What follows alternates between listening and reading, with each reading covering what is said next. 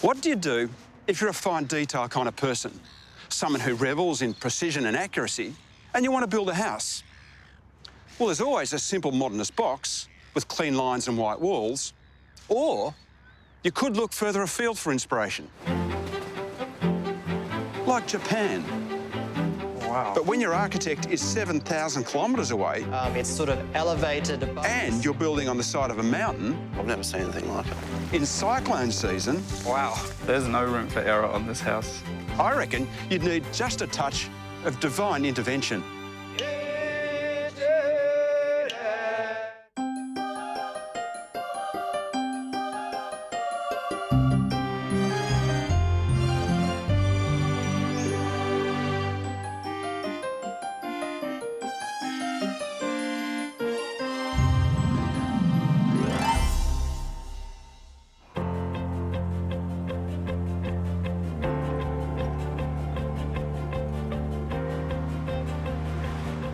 The Brisbane suburb of Hamilton isn't the first place you'd expect to find a Japanese obsessive. Thank you.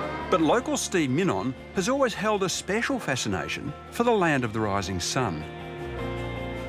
I think if there's a culture that demonstrates simple clarity, it's the Japanese. So I'm really drawn to the aesthetic of Japan as much as anything, not necessarily just the culture. I guess it's the way the Japanese package things up so cleanly and elegantly. Maybe it's an OCD thing, I don't know. It's probably a reaction. But I really like simplicity. So after many visits to Japan, Steve actually quit his job as an advertising executive to start a gyoza and beer restaurant in Brisbane. Yeah, it would be possible to design same style of house in your place. And he didn't stop there. His thoughts soon turned to building a Japanese-style house, a journey that led him to Yoshimada, a pioneering Japanese architect. Yoshimada is highly regarded in his home country, specialising in innovative solutions to difficult sites. His minimal style utilises a raw, stripped-back palette of materials, often expressing structural details that would normally be hidden. It's an approach that's seen him win countless awards in Japan, including for the house that particularly inspired Steve, his Rocco house in Kobe. I like that it looks like it sits very lightly on the site. I think the house in Rocco has a very Japanese pared-back aesthetic. It refers to houses from other parts of the world. That's one of the reasons why I thought that Shimada-san would be a good architect to build a house in Australia, because it's like a Queenslander, but it's a Queenslander in Japan, the way the Japanese would do it. The brief was for a minimalist design for one person, and that's what's being built, even though one is actually now two. Steve had already agreed on the final design before he met his partner, Johnny. So after we met, he knows I'm a musician and musicians come with grand pianos. There was that discussion about where my piano would go. So yeah. I don't know, I guess any living space can be adaptable to have more than one person, hopefully, living in it. Undeterred by size or by the exceptionally steep site, Steve and Johnny are somehow going to try and bring a slice of Japanese architecture to Queensland. I suppose the leading question is, does design coming out of Japan apply to an Australian setup?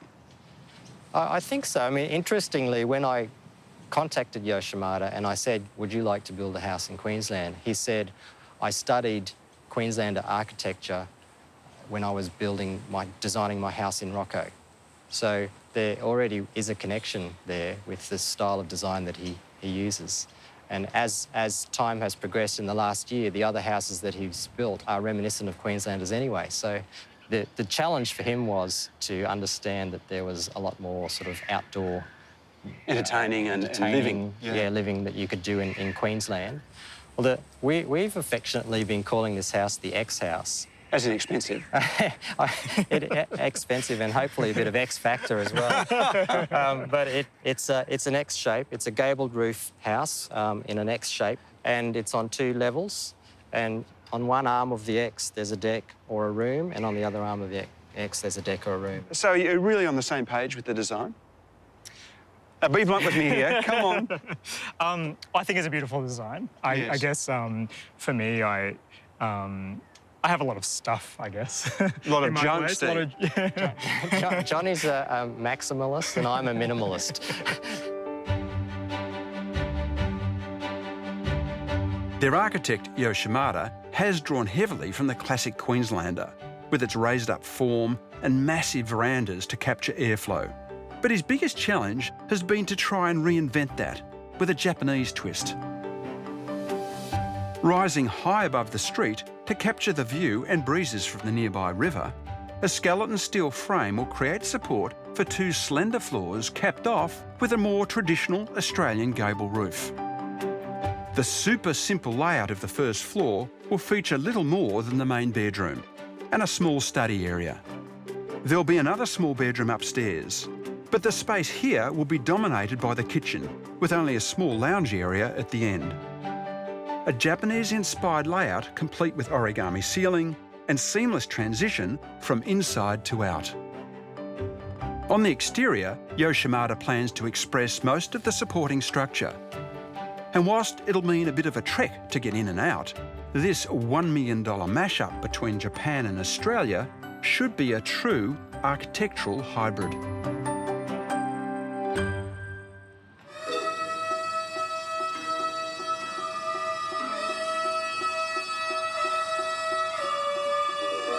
It's a cultural mix that Steve wants to run with throughout, starting with an authentic Japanese groundbreaking ceremony, or Ji-Chin-Sai, appealing to the gods for safety in construction and health and prosperity for the new owners. We were saying before, it's actually the most gentle aspect of the build. That little symbolic groundbreaking with the symbolic hoe, because after that, there's going to be a 20-ton earth mover in here, and it's going to be nowhere near as gentle.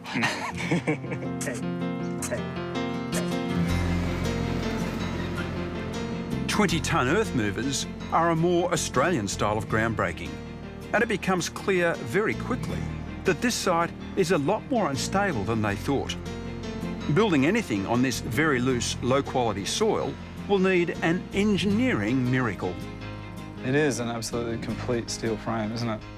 In fact, working out how the Japanese designed steel frame will sit on this site is so complex that it requires not 1 but 2 architects. Local architect Paul Hodson is on board, making sure nothing gets lost in translation between Japan and Australia. It is very, very complex, and it's very, very precise. I mean, I think this keys into this whole Japanese sort of ideology and aesthetic, is that the precision that is being demanded of the steel frame is literally down to the millimetre. There's no room for error on this house. One of Paul's main jobs is to make sure that the incoming frame matches up perfectly with the concrete piers driven into the bedrock, a process that leaves very little room for error.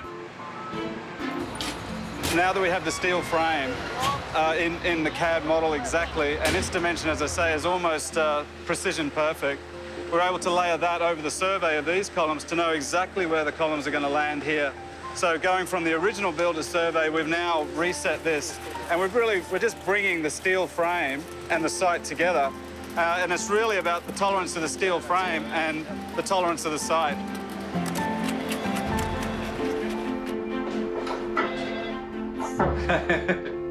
How are you? And while all this is going on, the man whose vision they're all super keen to get just right, Yoshimada, will remain 7,000 kilometres away in Japan.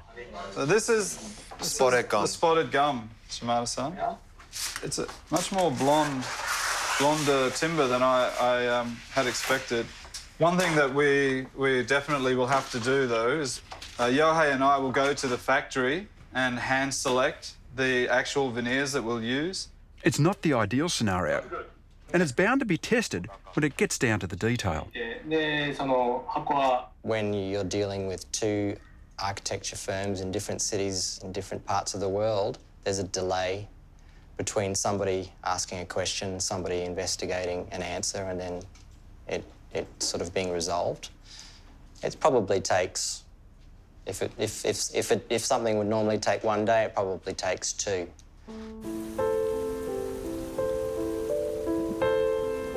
Steve has chosen possibly the most difficult way to get a house built. And on top of that, he started at the worst time of year. It's cyclone season in Queensland. Wow. No shoes. It's not very safe. It's crazy. Half of Steve's land is simply running down the street. So the Brisbane River's over there, and there's a small tributary to the Brisbane River here. There is a lot of mud here. There's a lot of mud, and it really confirms, you know, when they were taking the fill off and how much they actually had to take off, it confirms to us, you know, the reasoning behind that. We'll have to wait and see when the builders come back and assess their situation, but hopefully they don't have to do any recuperation of of the soil there. Losing too much soil could mean going back to the drawing board. They might have had a ceremony, but it doesn't appear the building gods were listening. We've been a little bit unlucky. We might have to sack the priest.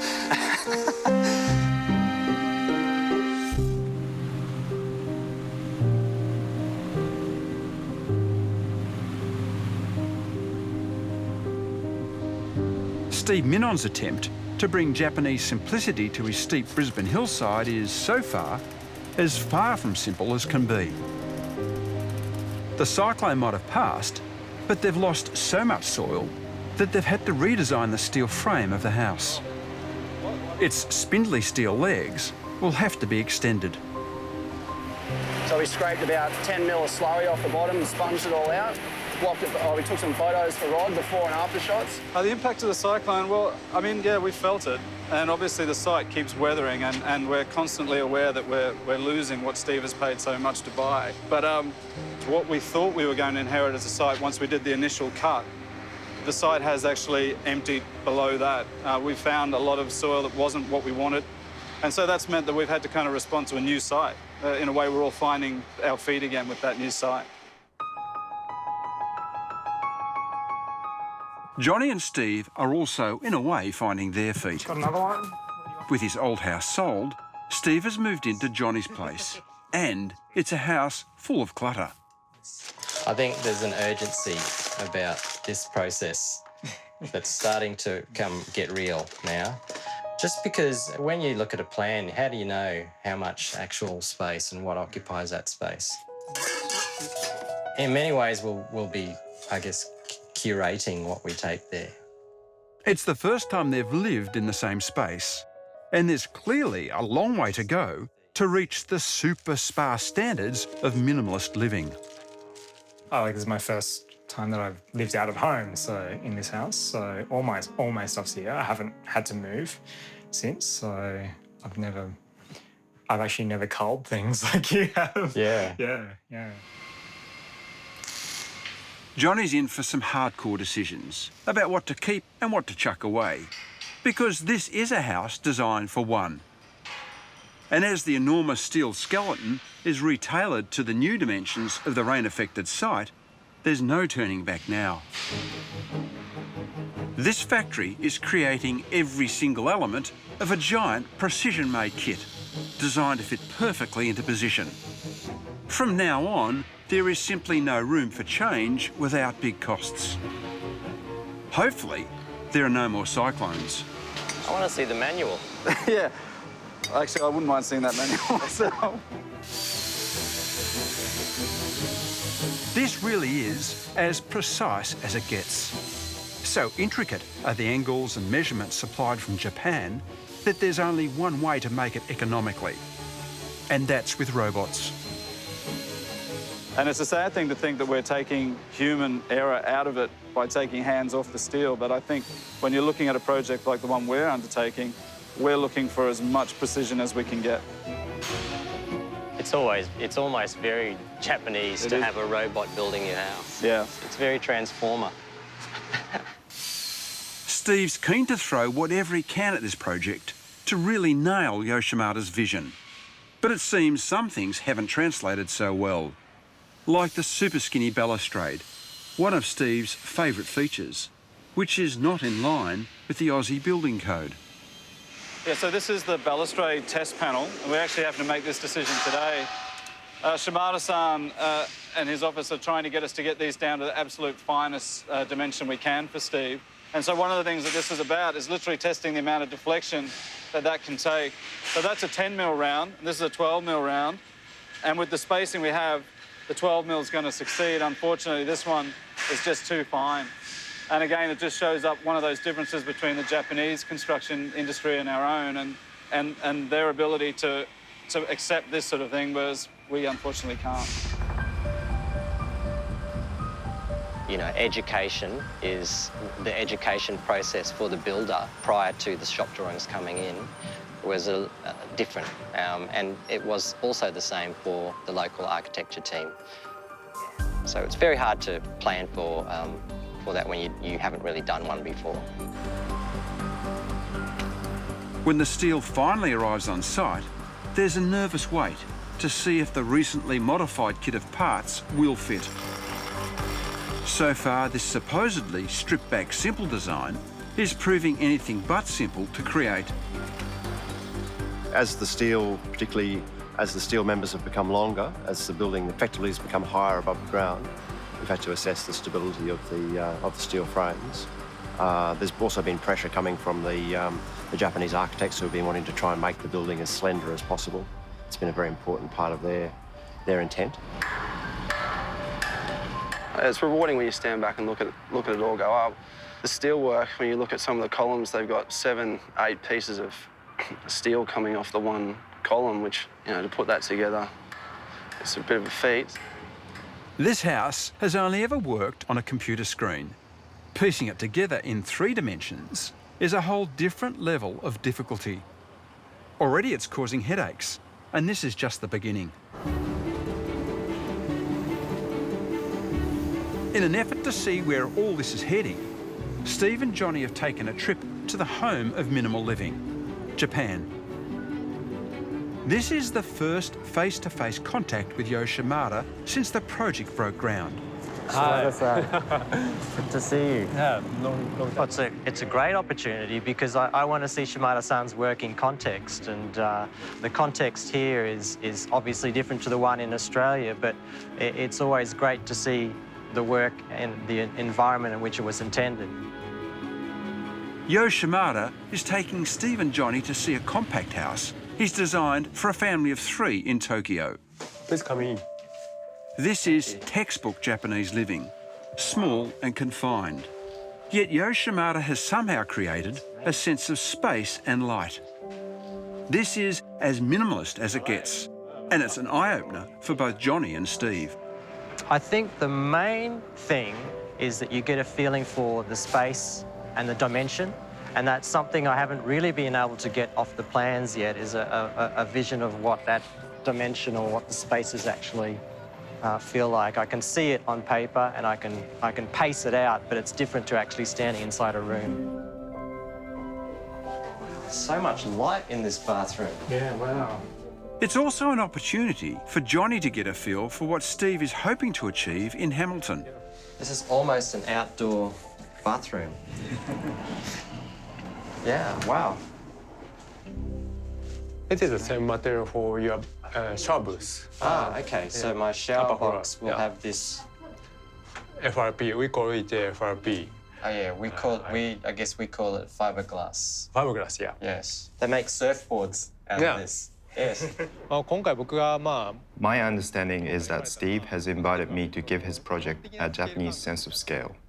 Based on this, I have designed a house with very tight and compact dimensions.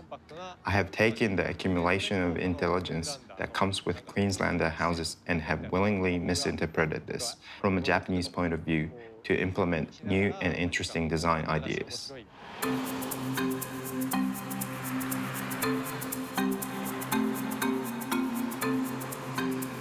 Back on the ground in Hamilton, and the Australian team are trying their best to keep up with those ideas. And as the steel staircase is winched into place, this house of metal parts looks more and more like a massive Meccano set, perched on the side of the hill. But it's far from fragile. It's been modified in line with Aussie standards to be thicker and heavier than the original plans, although it still looks delicate.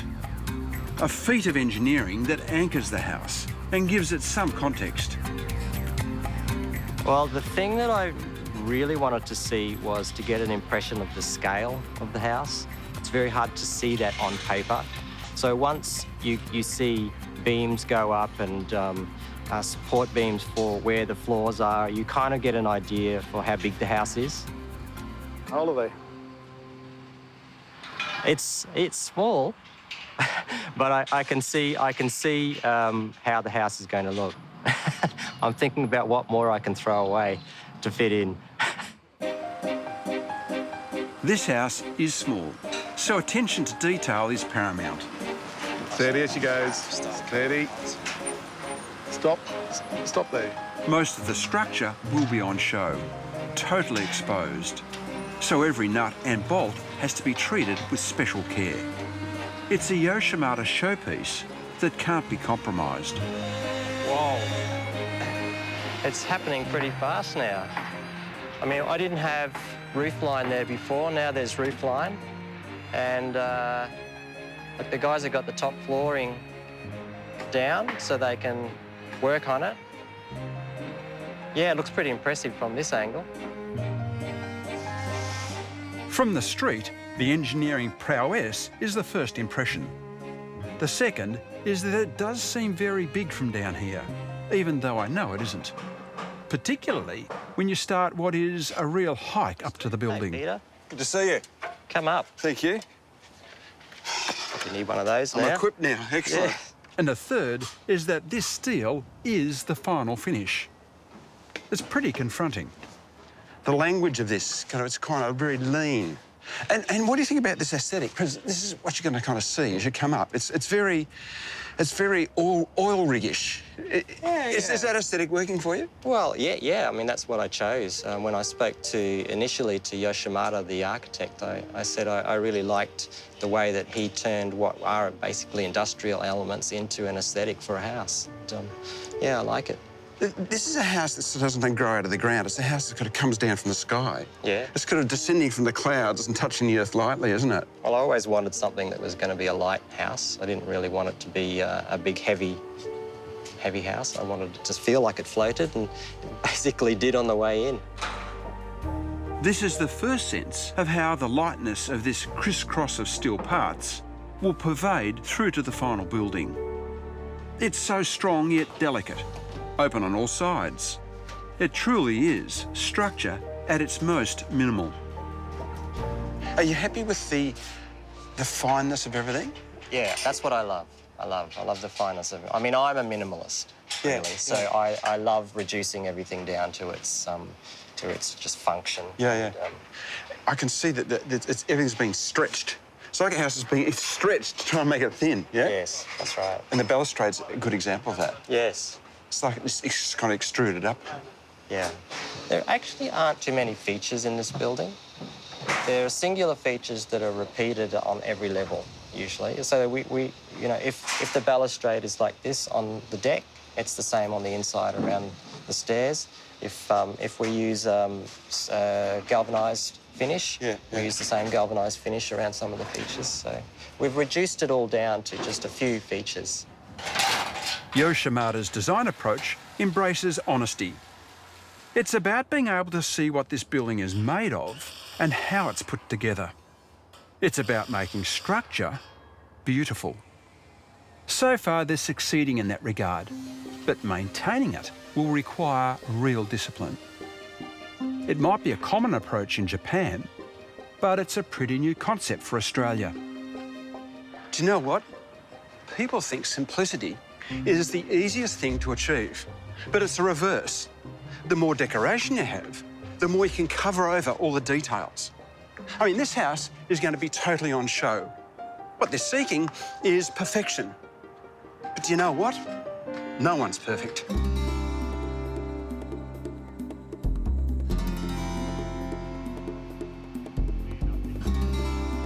It's now 6 months since Steve Millen hit the go button on his Japanese-designed floating house with an Australian twist. And in true back-to-front fashion, the concrete slab for the bottom level of the house has finally been installed. Its thinner than normal profile is a response to Yoshimada's desire to make everything as skinny as possible. Yeah, weather we're having. Sorry about that. And its completion is the moment he's decided to pay a quality control visit. This is Yoshimada's very first visit to the site since building began. I've kept them informed with photographs, but they haven't had a chance to walk around inside. And that'll be, I guess, the biggest revelation for them. Whilst he's seen photos, the level of precision he is after can only really be judged in person. The arrival deck. Yeah. Yeah, so... Oh, nice view to the river. Yeah, yep.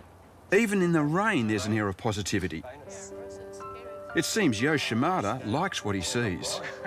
Yeah, Okasan blog. Yeah, it is an intimate space. Yes. Yeah. I think it's good on this level to have an intimate space.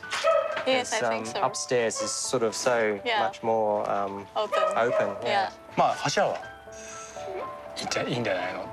Yeah, columns look good. Beautiful. Yeah. And balustrade, it's also beautiful. And it looks much thinner than we expected. Actually, it's really positive aspect. So much of this project is a leap of faith. So it's always good to get the reassurance of the architect when he arrives on site. Just understanding that he knows what he's designing and that what we have here on site is what he planned. Chihiro, you take care of this area. Wow.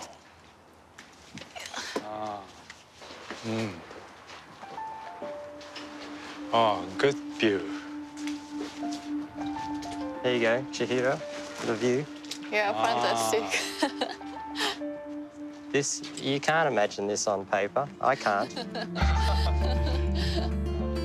He wanted to say something, but I don't know how to translate. You're like, yes. Oh, that was a fist pump. Shimada-san says.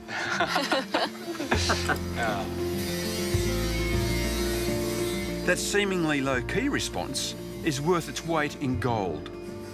It gives a green light to continue with the level of structural finish that will all be on show. Like the construction style of the roof that leaves nowhere to hide. I've never seen anything like it.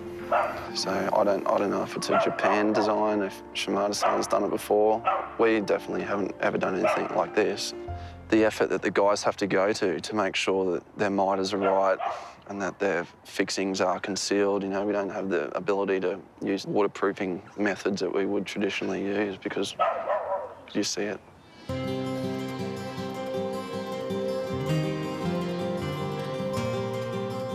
The results, though, are starting to show. So if they put flexible mortar there, Oh, that'd be cool. you could even do it a separate colour. Even Johnny's coming around to the stripped-back style of living. That's another one of those details that Shimada-san just goes, Yeah. found this flexible mortar. That's awesome. For me, I think I'm actually looking forward to the simplification process of my life. I think my life's very busy and I have so many different jobs that I do and I guess my house is very cluttered. It's difficult to maintain and I think actually for me it'll be a challenge, but I do think it's going to be good. I think I will enjoy it.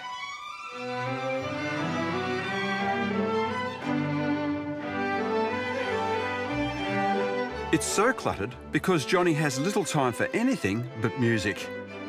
When he's not playing in a local chamber orchestra ensemble, he teaches 5 days a week from home. The move will mean radically adapting his approach to almost everything. That's it. Because all the open-plan floor-to-ceiling glazing in the world won't change the fact that this is a house originally designed for one. Steady, steady. That week, rehearsal will be Monday, so I won't have rehearsals for the rest of the week. My place is just full of junk, but it's not because that's the way I like to live. It's just because really it's accidental that I've become a hoarder. Not really a hoarder, but you know what I mean. Whereas I'm completely designed about everything I do. These two still don't entirely agree on what they'll take to the new house. But one thing is non-negotiable. The deal breaker for Johnny has always been his biggest possession, his beloved baby grand piano. I think it's the whole project is so well thought out and everything has its place. So this is going to be another thing. I guess it's a spanner in the works, really, that I'm throwing in there with this baby but very large instrument.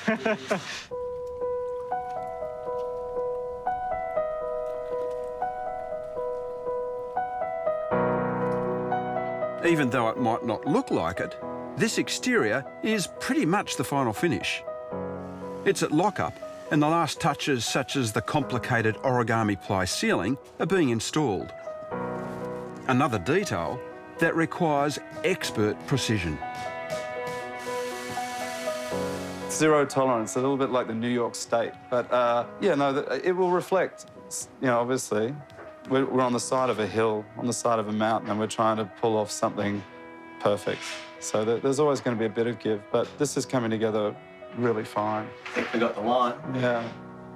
There's an old thing about building where every building starts out different on paper and then ends up the same when it's completed. So if you've got a project like this one where nothing is the same, you have to make sure you've got the energy for it and appreciate the process. Steve, there's kind of a nice resonance in the stairs you come up. So yeah, gives you a little bit of a drum tinkling in the background, which is nice. No creeping around this house. Look at the ceiling, though. Yeah. It's quite extraordinary. I think that's the money, isn't it? That is the money here. shot right there. And it's mind-boggling to think a tradesman's got to actually get up there and build that because it comes to an arrowhead. Yeah, it's junction. pretty sharp.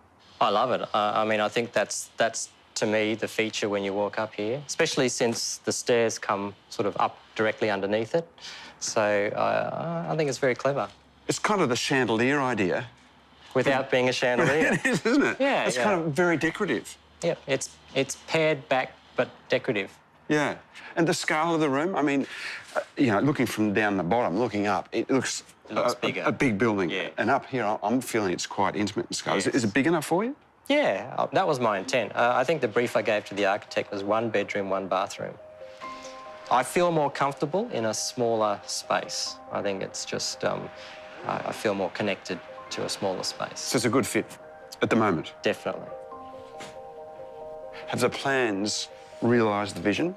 Are the plans a true reflection of what you're getting here? When I saw the plans, I could read them only as well as a novice could read plans. So there was, I think I probably made the mistake of looking at the plans and trying to work out what Shimada-san was putting into the plans. And now that I see the building being built, I can see that it's the process of what he's taking out that is where the features are in the house. That's really interesting. It's what's not here, which is the feature. Yes, that's right. It's what's missing. It's what's missing, yeah. The Japanese have a word for it, which is the ma, which is the pause. It's the pause in between things that makes things work, makes them stand out. You need that pause. I think in this building there's quite a lot of pause. That pause in between the structural elements is the opposite of conventional Australian building, where junctions and utility are covered. Here, those very gaps are used for dramatic effect. And you can see it everywhere you look. The windows, for instance, are not just slapped against the weatherboards, they're separated by a little angle. There's no fixing on the weatherboards. It's all discreet and hidden. The downpipe is held off the wall, and it's got this beautiful spiral detail with purpose-made brackets to gap it off the building and give the standard humble downpipe dignity. And this kind of thought and consideration runs right through this building, which makes this a very special execution indeed.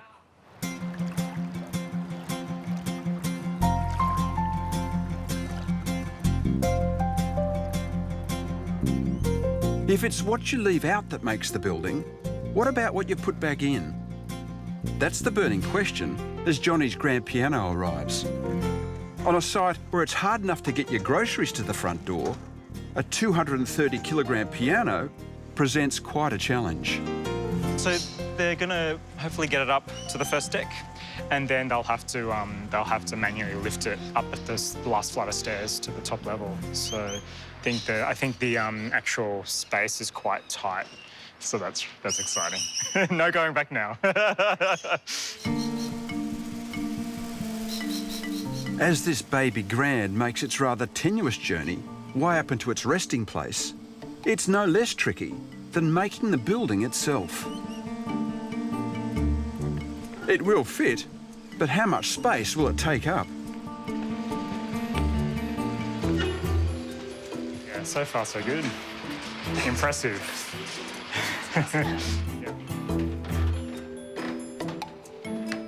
The piano was never planned from the beginning, but now that it's here, I guess it's a bit of a commitment. And I mean, nothing says commitment like putting a grand piano in your dream home.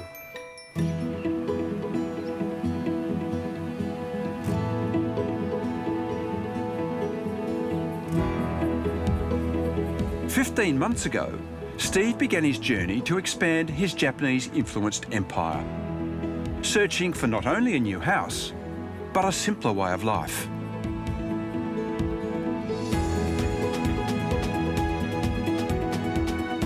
He always refused to compromise on his vision, and the result speaks for itself. From the mind of an architect 7,000 kilometres away comes an ode to all things minimal. Well, that's incredible.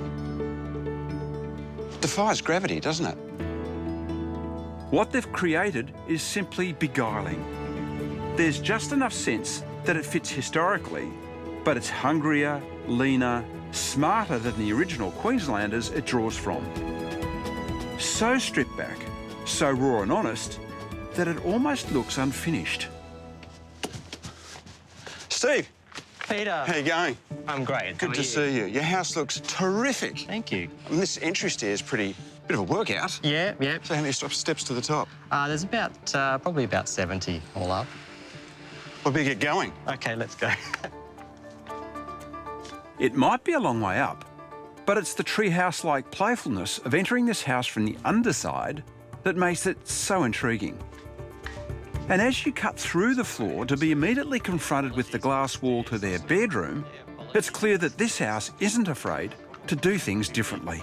Oh, it's your shoes off house? Shoes off, yeah. OK. In the true Japanese tradition.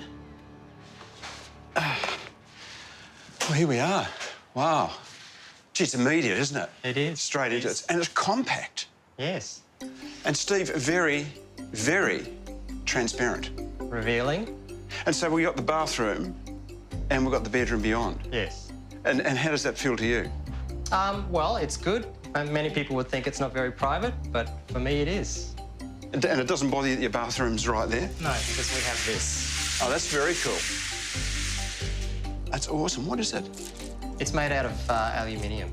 It's an agricultural fabric. Yeah, so which has a kind of has a synergy with everything else. It's very metallic, very grey. Yep, and everything has a purpose, a structural purpose that's on show. Yeah, and what's interesting, there's no defined space. There's not a room, so to speak. No, that's right.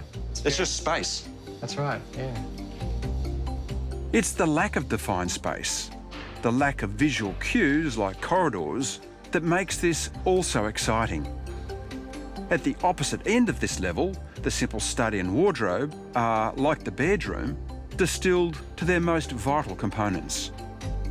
And sitting in between on the deck is the laundry that takes this idea even further. How neat is that? Does this one open too? Yes. So it's all in there. It's like a camping, surely. A little reference to the old Queenslander, I think. Ah, so it's kind of that notion. You're kind of roughing it a bit. It's not quite sophisticated, really. That's right. It's a bit of a Japanese take on the outback outhouse. All the elements of a house are here, but deconstructed and pulled apart.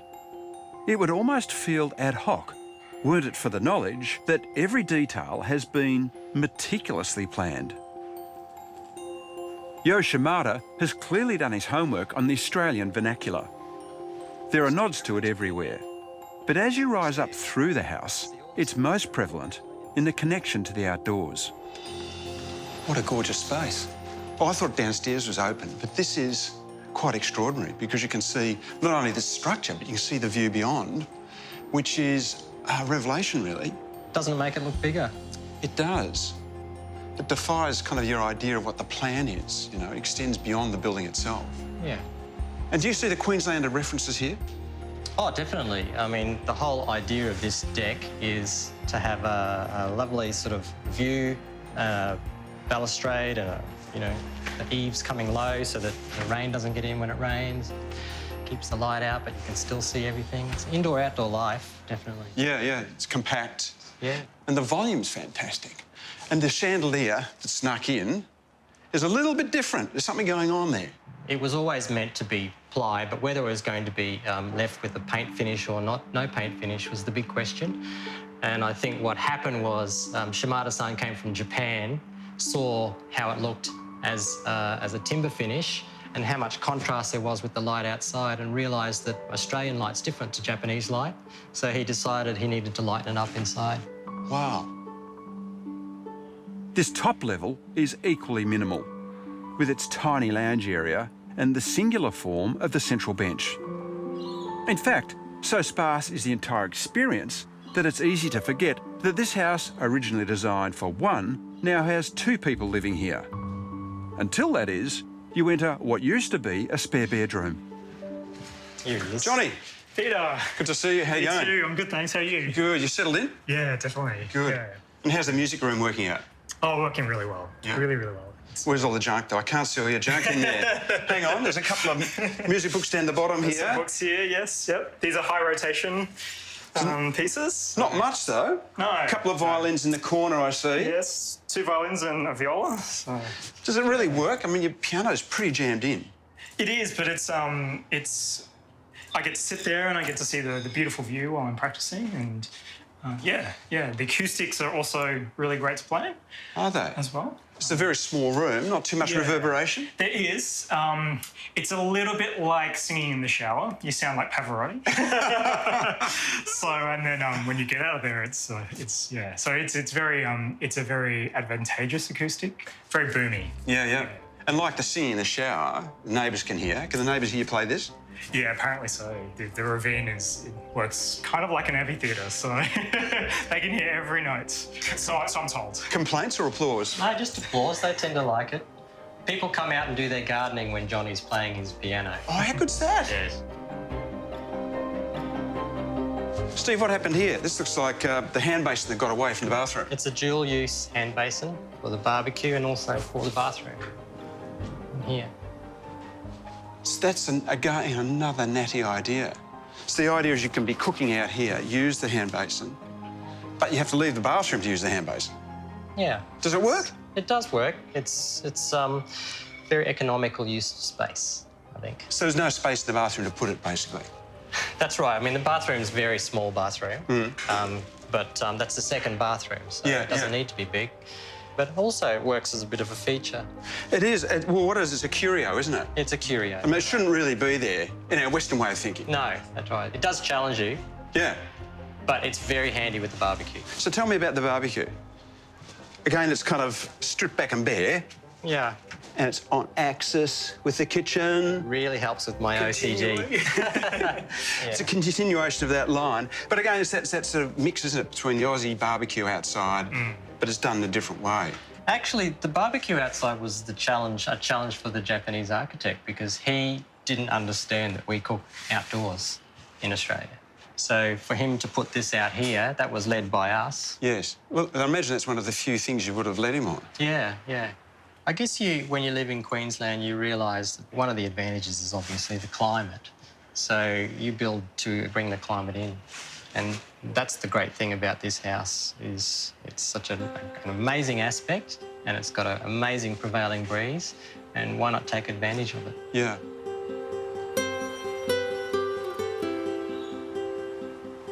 What's it like living in something that is so simple?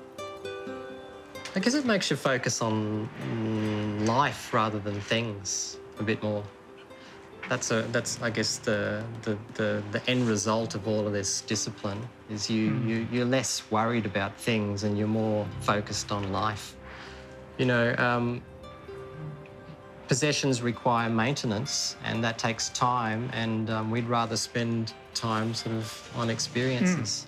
And let's face it, everyone wants a simple life, don't they? Probably deep down we do. But it's hard, isn't it? It is hard. But this house makes it easy. Yeah, that's right.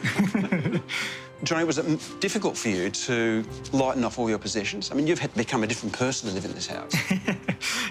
It's been a little bit of a transformation. I think it made me realise, living in this space, that how much of the things I own, the possessions I own, I don't need. So it really makes you live within your own means of what's necessary. So, yeah, it's been actually quite a cleansing experience.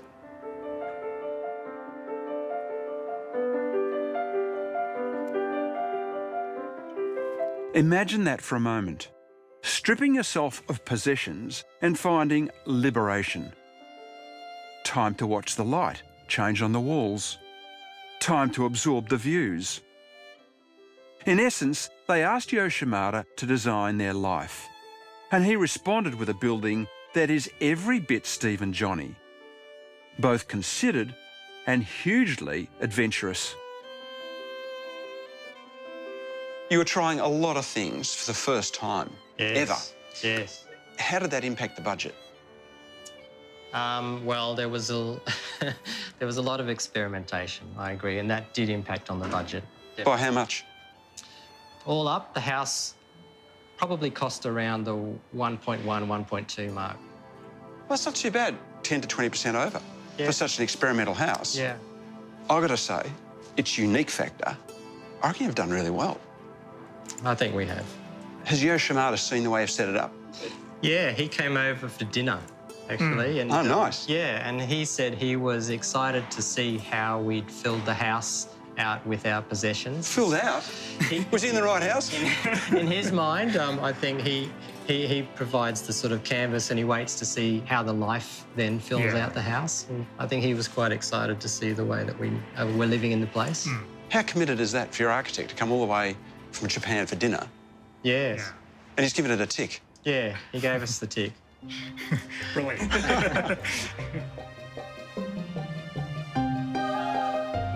I'm really impressed with this building, with this house, because the owners, Steve and Johnny, have been able to bring together their life's aspiration of modesty, simplicity, purity, with an architecture that matches that perfectly. This building hasn't been done quite like this before. There's been no architecture that's reinvented the Queenslander quite so thoroughly. And I guess it's taken, the idea of a different culture to shake up our notion of what a Queenslander is. And it's significant because it's going to change the way people think about buildings for this part of the world. I think this little building is, well and truly, a game changer.